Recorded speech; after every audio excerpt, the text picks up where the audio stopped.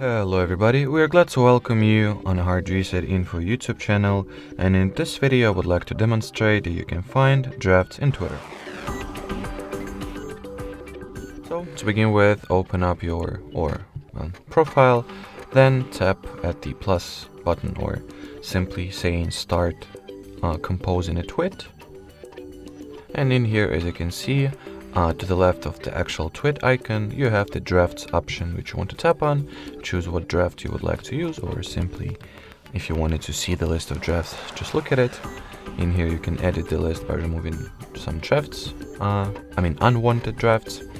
And from this stage, if you would like to use the draft finally, just tap at the desired draft and it will be pasted into the tweet that you have started composing.